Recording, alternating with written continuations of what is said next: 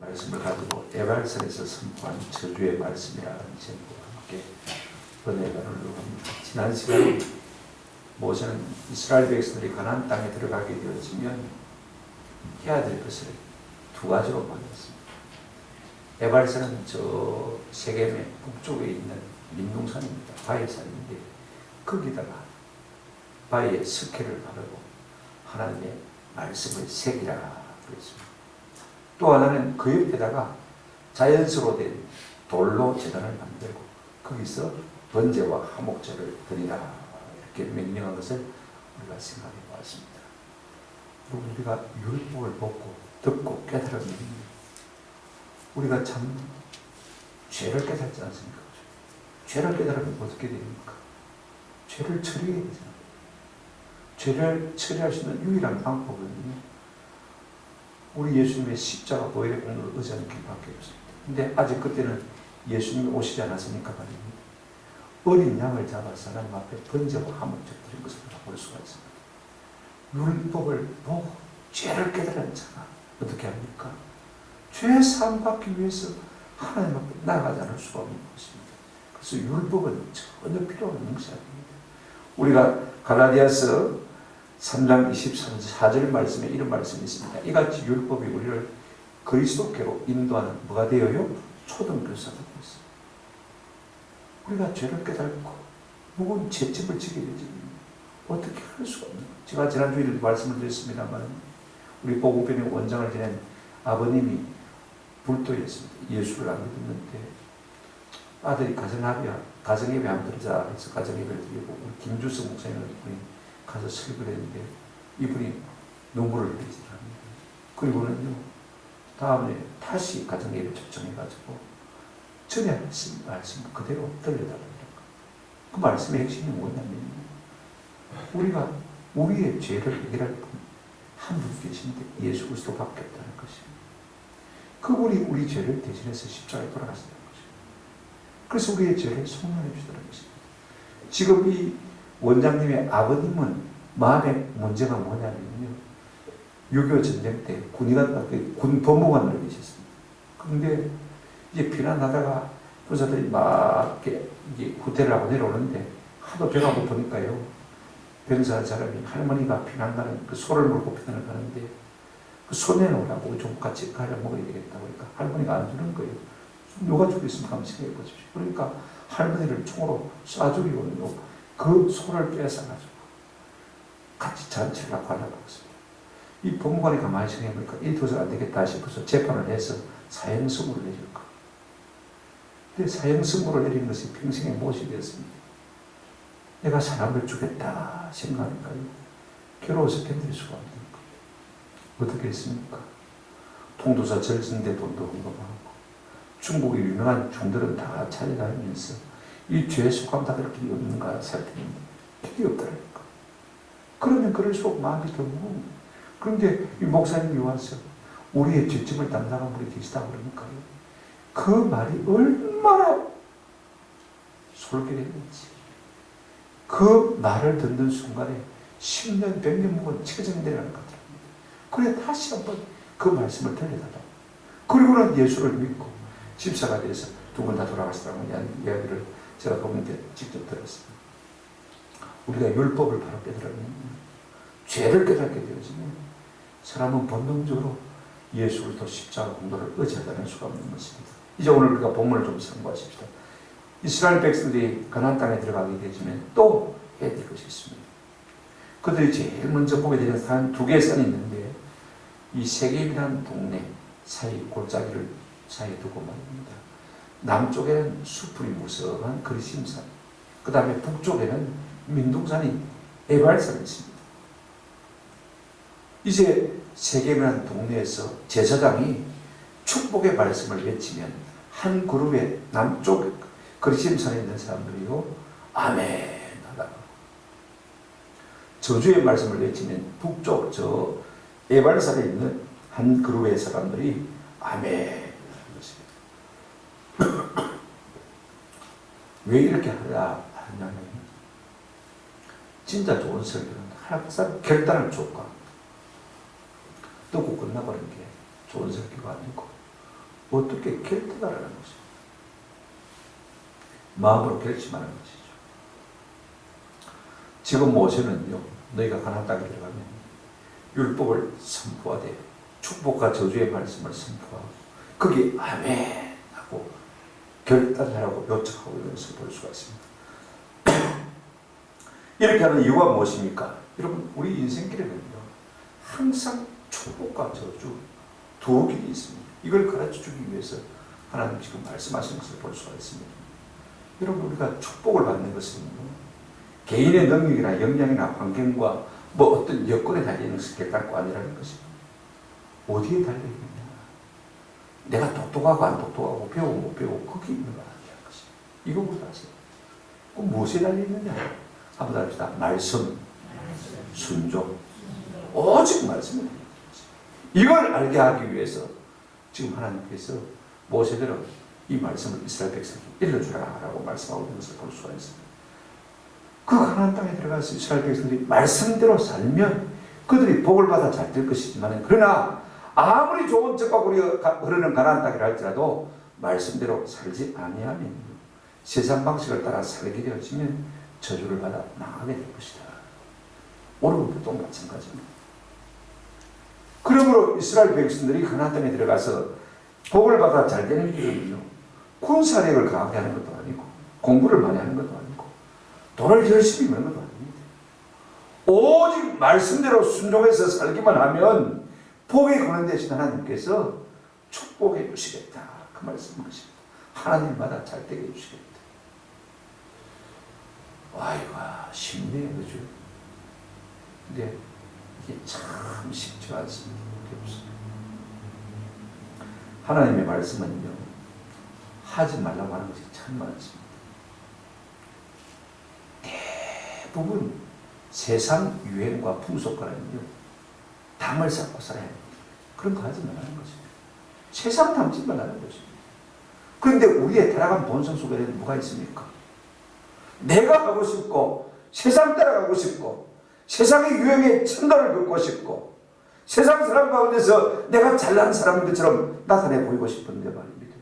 그러려면요, 세상보다 더 세상스러워져야 우리가 세상에서 뛰어날 수가 있지 않습니까? 그래서 사람들이 말씀을 불순종하는 것을 볼 수가 있습니다. 내 힘과 내 능력으로 하면 내가 잘 살아보겠다. 그리고 세상 사람들 가운데서 내가 번들어하게 그렇게 하면 드러나 버렸으면 좋겠다. 그래서 자기를 신뢰하고 하나님의 말씀을 순종하지 못하는 그와 같은 오류를 범하는 것이 오늘 우리 인생인 것입니다. 결론은 그렇습니다. 복의 비결이 뭐냐? 하나님의 말씀을 순종하는 것입니다. 오늘 본문 이제 구체적으로 살펴보십시오. 첫 번째로 이제 이 율법의 말씀을 들은 이스라엘 백성들이 어떻게 결단할 것인가 하는 문제입니다. 여태 모세는 가나안 땅에 들어가기 직전에 이스라엘 백성들에게 신명기 이 긴 설교를 했습니다. 이 긴 설교는 출애굽기, 그 다음에 레위기, 민수기에 나오는 모든 율법들을 총망라해서 리바이벌 한 것입니다. 다시 재정리해서 다시 신명기라고 할 때는 재신자거든요. 다시 명령한 것이, 이거 신명기의 내용인 것입니다. 그러니까 새로운 율법을 말하는 것이 아니고 이미 있는 율법, 그죠? 하나님이 선포하신 율법을 새롭게 그들에게 다시 재탕해서 들려줬다. 그 말씀인 것입니다. 이제 이스라엘 백성들이 이 모세의 설교를 들었다면 그들이 결단해야 됩니다. 그죠? 어떻게 결단해야 되겠습니까?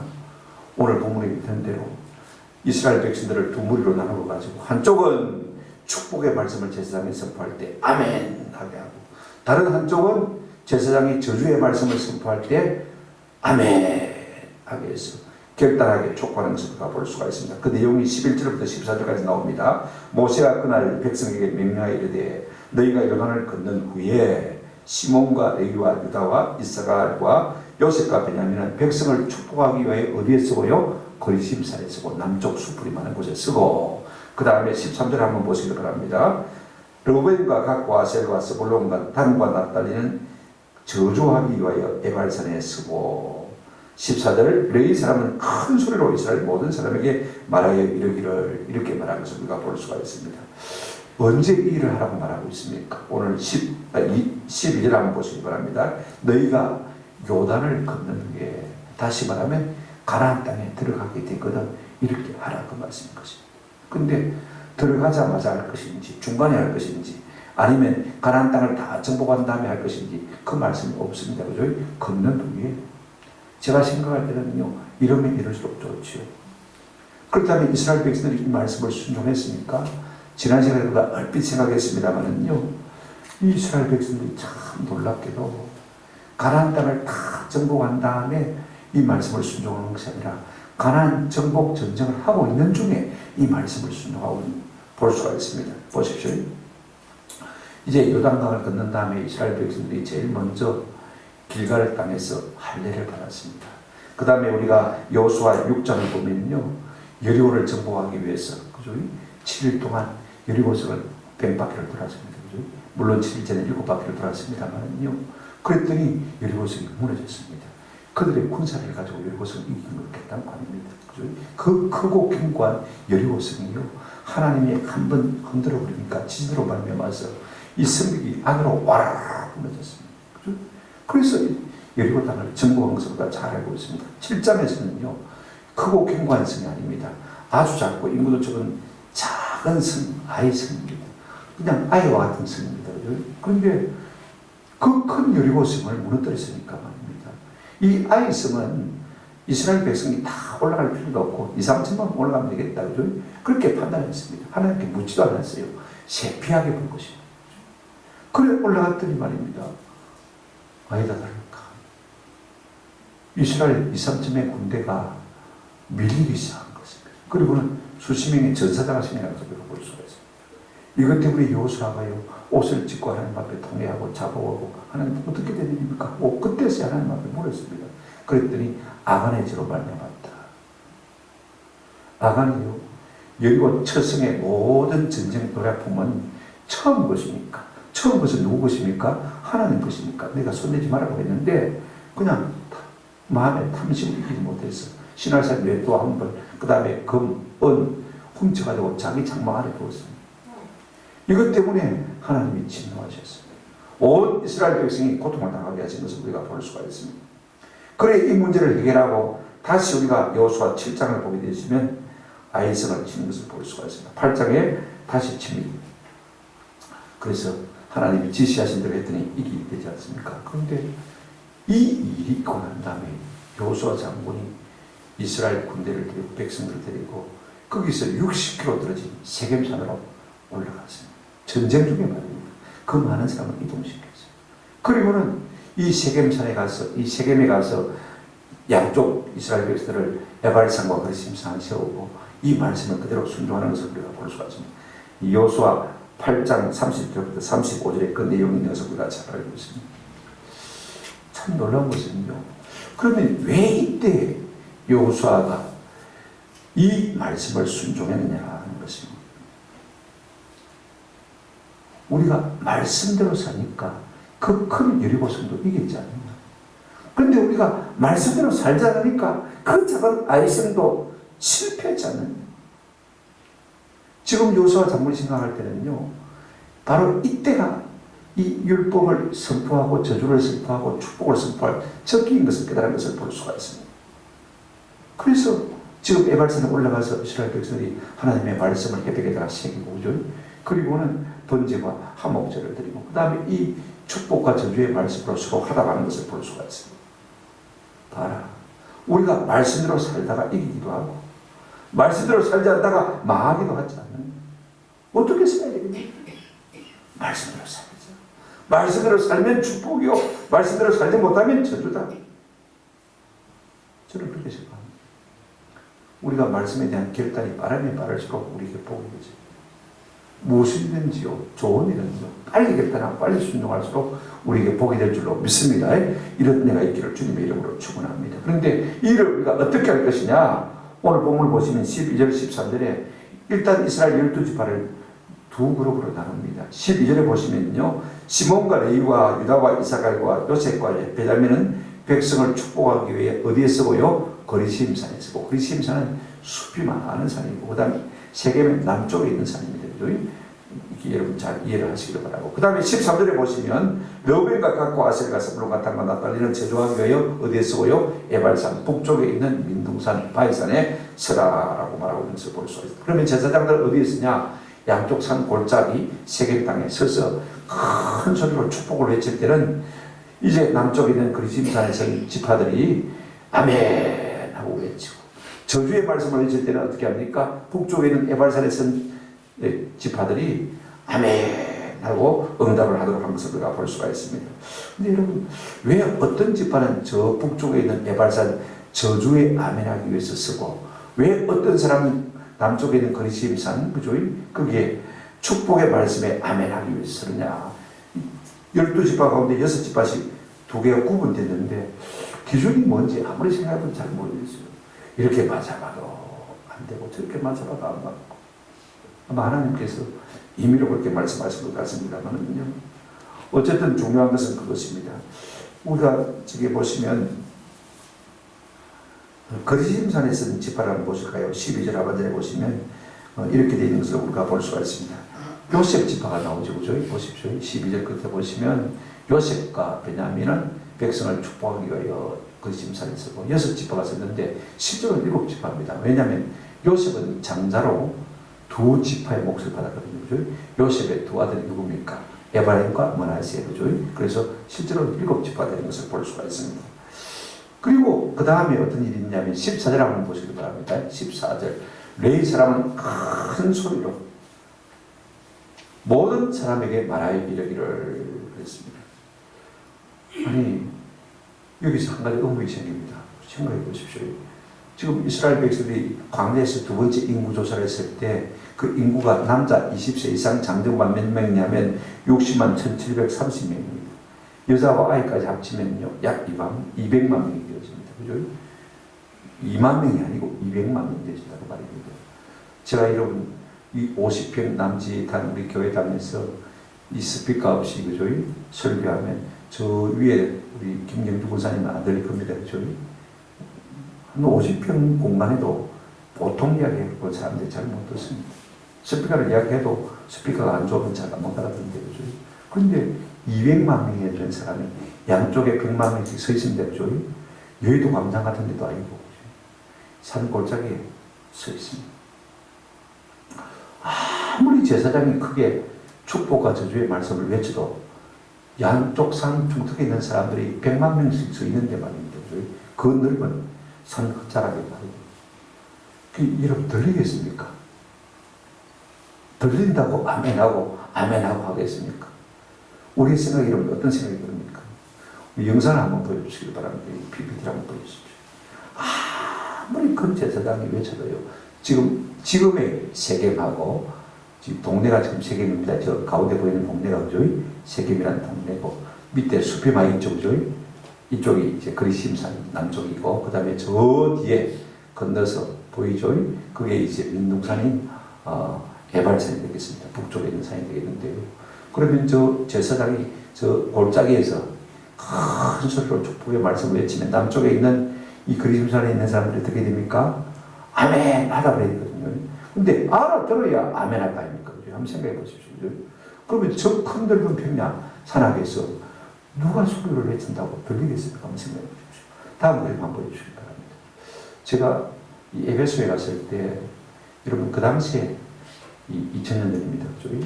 로마가 지배한 거의 모든 나라들은요, 이 원형 극장이라는 게 있습니다. 굉장히 커요. 이제 길이가 이렇게 저 중앙에서 이 끝까지 말입니다. 경사진께 올라오면서 한 200m 넘을 거예요. 여러분, 제가 지금 우리 한 10m도 안 되는데, 목소리를 하면 잘 못 듣거든, 그죠?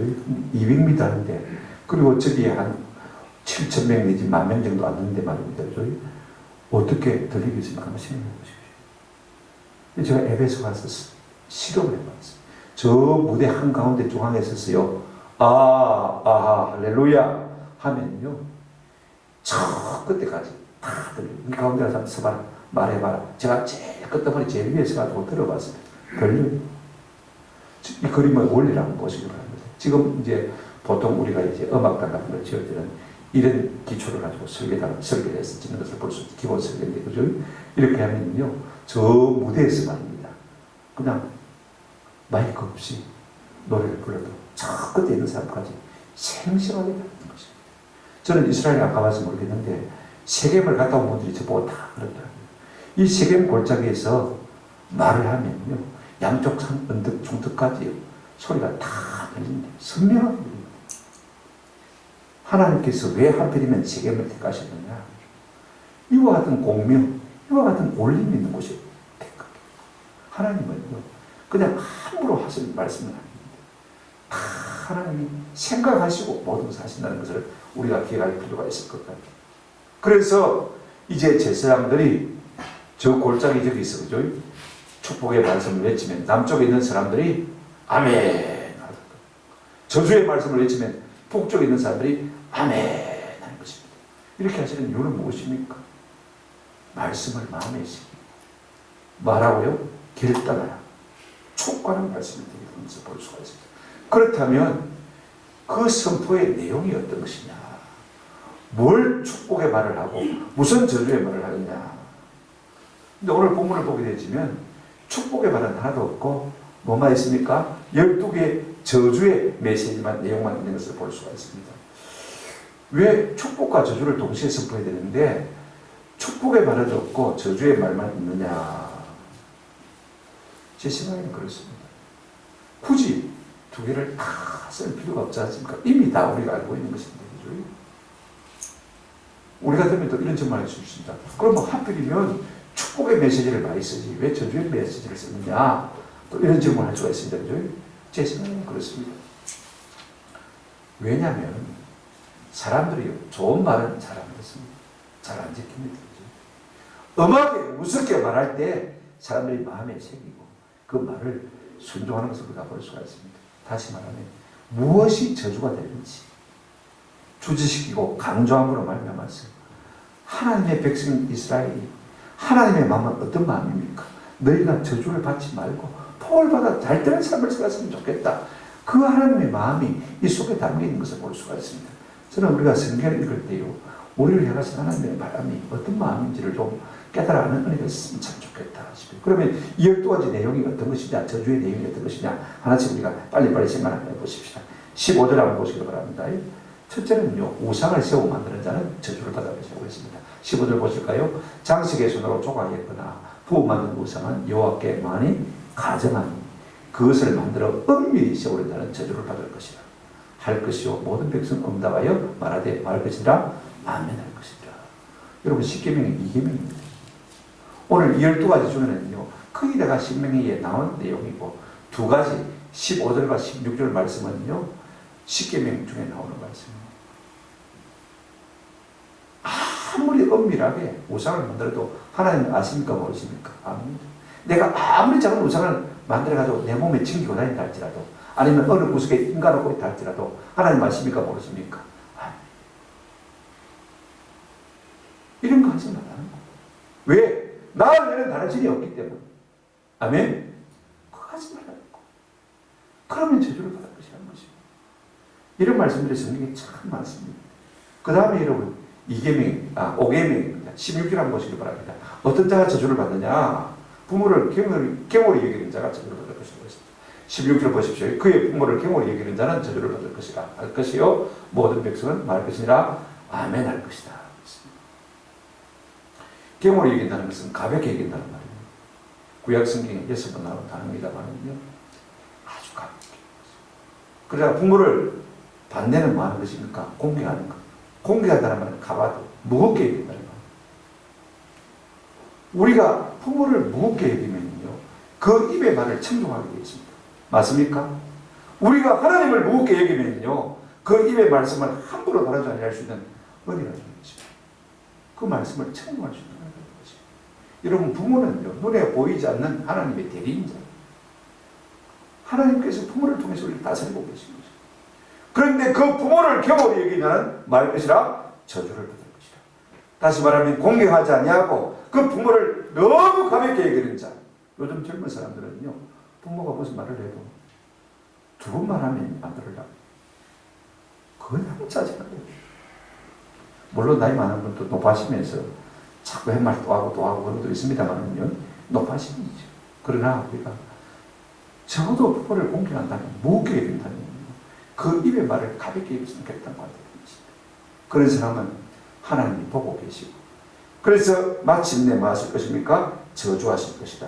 성경에 부모에 대한 교훈이 상당히 많습니다만 생략합니다. 그 다음에 여러분 보십시오. 17절에 보시면 어떤 사람이 저주를 받습니까? 이웃의 경계표를 옮기는 자는 저주를 받을 것이라고 17절을 보시기 바랍니다. 그의 이웃의 경계표를 옮기는 자는 저주를 받을 것이라 할 것이요 모든 백성은 아멘 할지니라. 무슨 말입니까? 남의 재산권을 침해하는 것입니다. 저 어릴 때 우리 시골에 논에서 두 어른이 막 싸움이 대판 붙었어. 뭐 때문에 싸움하는가 싶었더니 한 남자가 말입니다. 이 논두렁을 옮긴 거예요. 새벽마다 와서 조금씩 밀어온 거죠. 한 편, 두 편 밀어서 옮겼을 때는 표가 안 나는데 한 1m 밀고 들어가면 여러분 아무리 멍청한 주인이라도요. 내 돈이 와 좁아졌노? 작아졌노? 그죠? 그래가 대판 싸움을 붙은 거예요. 여러분 경기표가 다 있습니다. 집이면 나무랑이 있고 그죠? 그 다음에 논밭이면 두렁이 있습니다. 노동 있고 밭두랑이 있습니다. 그걸 옮겨가지고 자기 걸 자꾸 확장해 나가면 자기는 넓어져서 좋지만은 남의 것은 줄어들지 않습니까? 남의 재산에 손해를 보이는 사람은요 저주를 받을 것이다.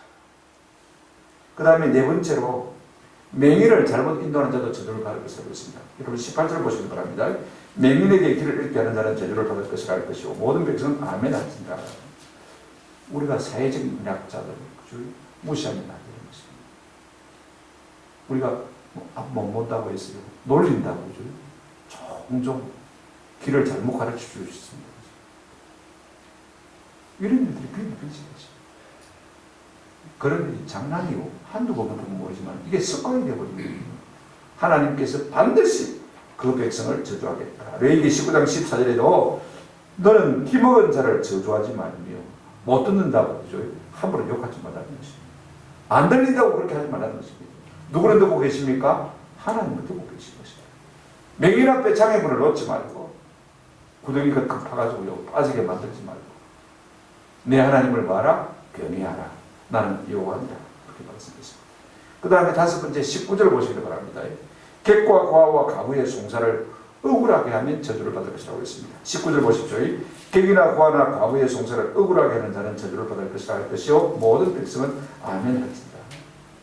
사회적 약자를 함부로 취급하면 하나님께서 그들이 힘이 없으니까 어떻게 보복할 수가 없잖아요.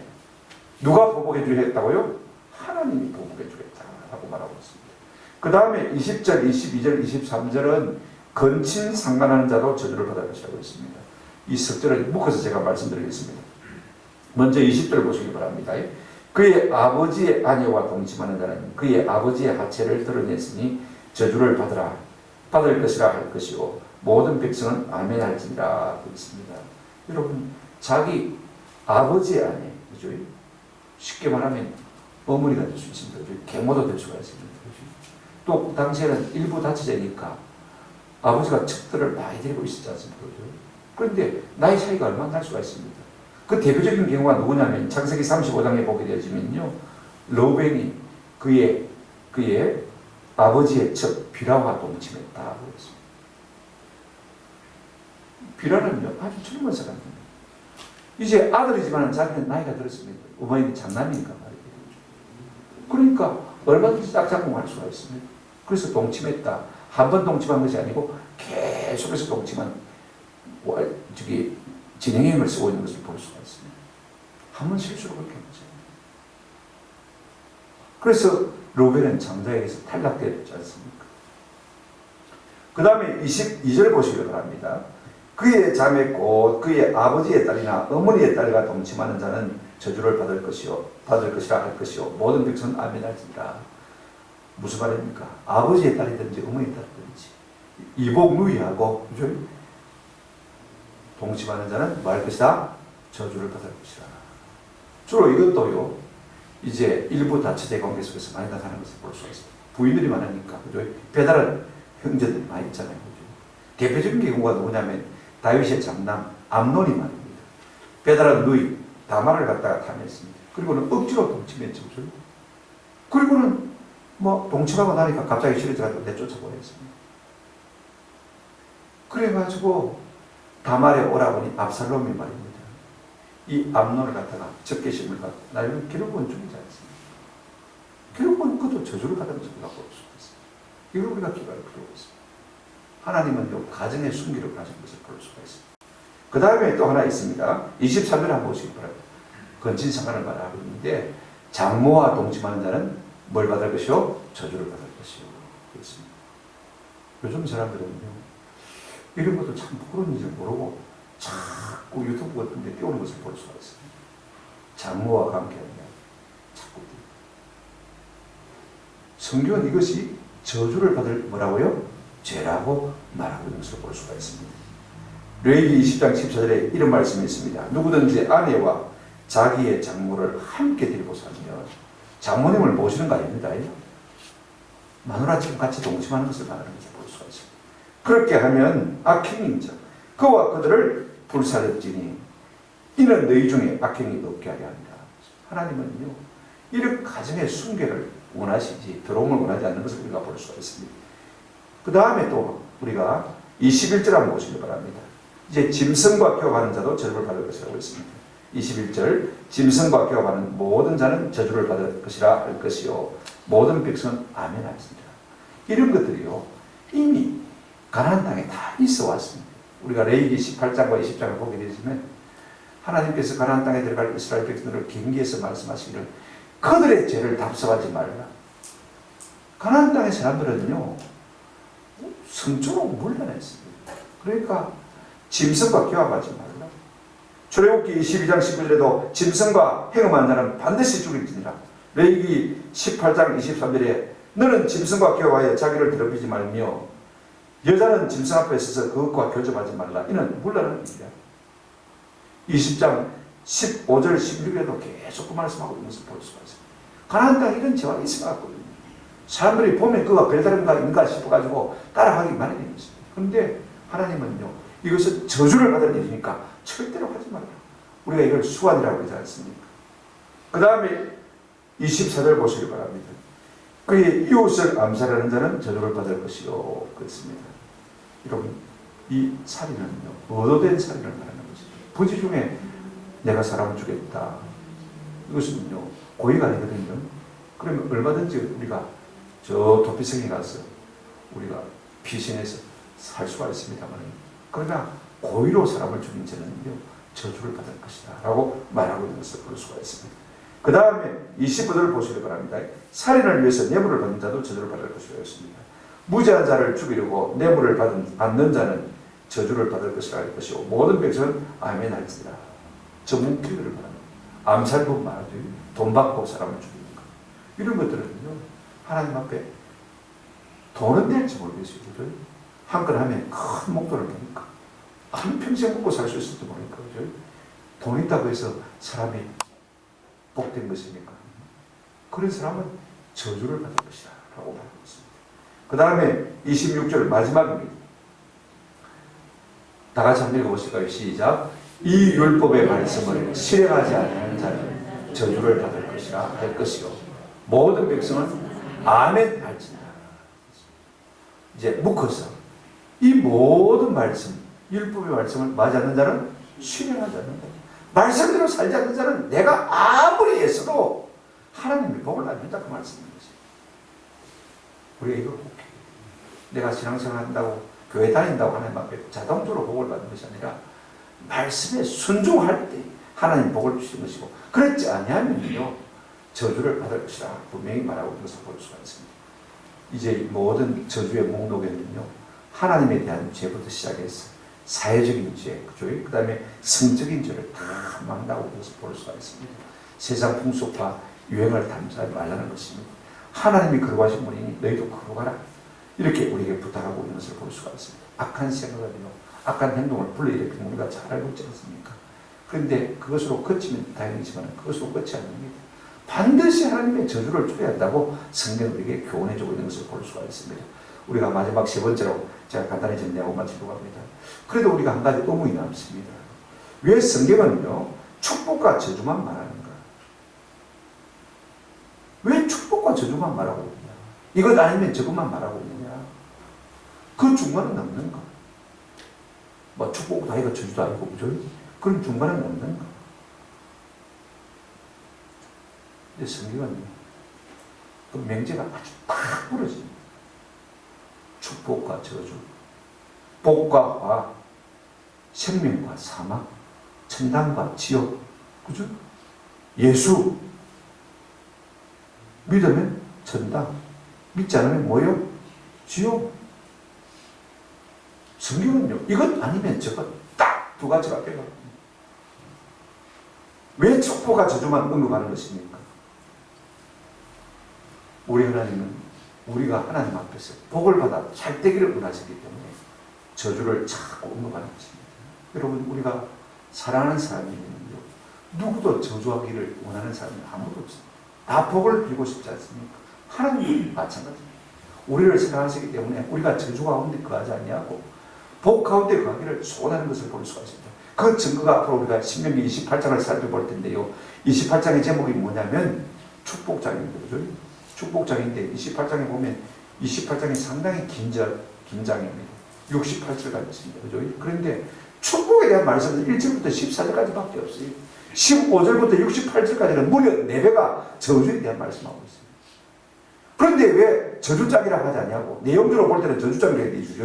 그런데 왜 축복장이라고 하는 것입니까? 그만큼 하나님은 우리가 저주를 받지 않고 축복을 받도록 저주가 구체적으로 어떤 것인지를 우리에게 말해주고 있는 것입니다. 가르쳐주고 있는 것입니다. 그래서 강제하고 강조해서 우리가 축복의 길로 가도록 하나님이 유도하고 계신 것을 볼 수가 있습니다. 저는 행동심리학자들이 이런 걸 좀 연구했으면 좋겠다. 만약에 제가 행동심리학을 공부한다면 이걸 연구해서 학위를 받고 싶어요. 긍정명령과 부정명령이 우리 인성 변화에 미치는 영향. 좋은 말만 해주면 사람이 변화될까? 아니면 강제하고 억제하고 막 혼내고 뭐라 하면 사람이 변화될까? 여러분 어느 쪽이라고 생각되십니까?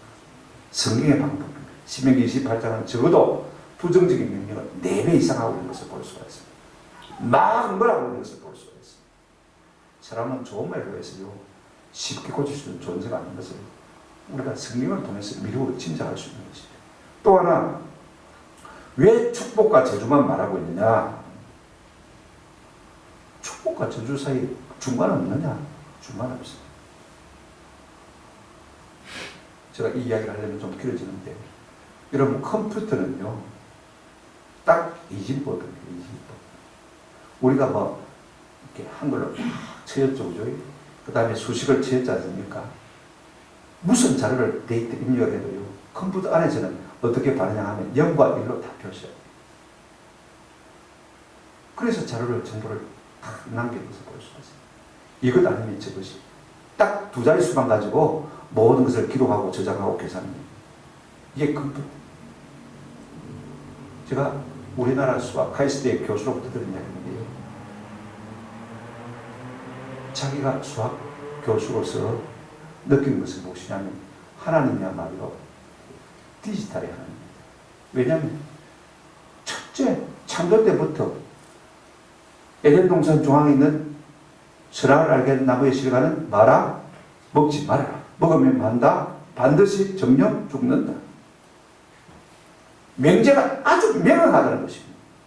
이것 아니면 저것 아니면 이것. 오늘날 인문학은 어떻습니까? 두리뭉실합니다. 구렁이 담 넘어갑니다. 무슨 말이냐면 이렇게 들으면 이 말도 같고 저렇게 들으면 저 말도 같고 명확한 진리가 없습니다. 오늘날 인문학은요 명확한 진리를 말하는 사람을 갖다가 아주 싫어합니다. 학문에 아예 분위기 자체가 그래요. 하나님 절대로 인정하지 않습니다. 하나님 한자만 나와도요 갱기를 합니다. 인문학하는 사람들. 인문학하는 사람들의 목표가 무엇입니까? 성경을 몰아내는 것입니다. 하나님을 인문학의 자리에서 몰아내는 것이 인문학하는 사람들의 목표입니다. 이거 우리가 아셔야 돼요. 그러니까 뭐 아니면 도 이 사이에 많은 것을 돌리고 하는 것을 볼 수가 있습니다. 어떤 교수님이 그랬어요. 이스라엘 백성들이 왜 위대하냐? 왜 그렇게 머리가 좋냐? 어릴 때부터 율법을 통해서 하라 하지 말라 이 두 개만 딱 공부한다는 거예요. 모든 논리 구조가 딱 이거 두 개로 갖다가 훈련되어 있다는 것입니다. 영어로 말하면요, 2x2 매트릭스, 이진법, 컴퓨터 연산법을 딱 가지고 있다는 거죠. 그러니까 그들이 연구 실적이 좋다는 거예요. 그게 머리가 좋다는 거예요. 제가 말씀드리고 싶은 것은 그것입니다.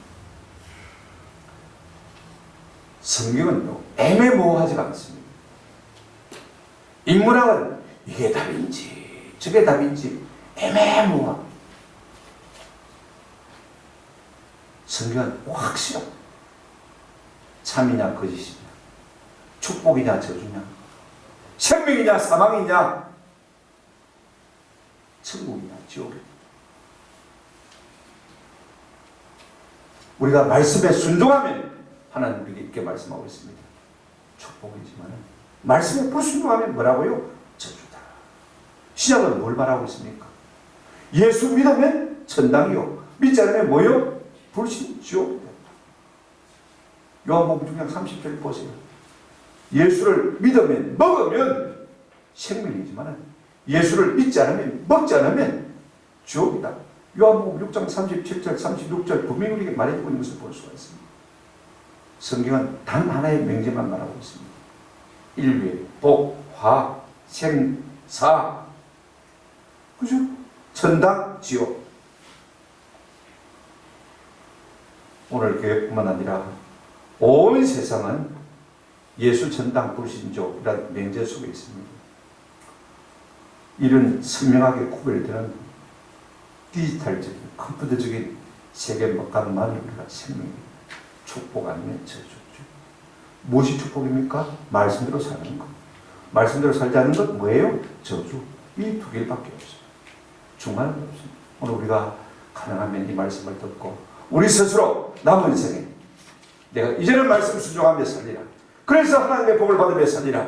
생명을 얻으리라, 천국을 얻으리라 결단하는 은혜가 있기를 주님의 이름으로 축원합니다. 아멘.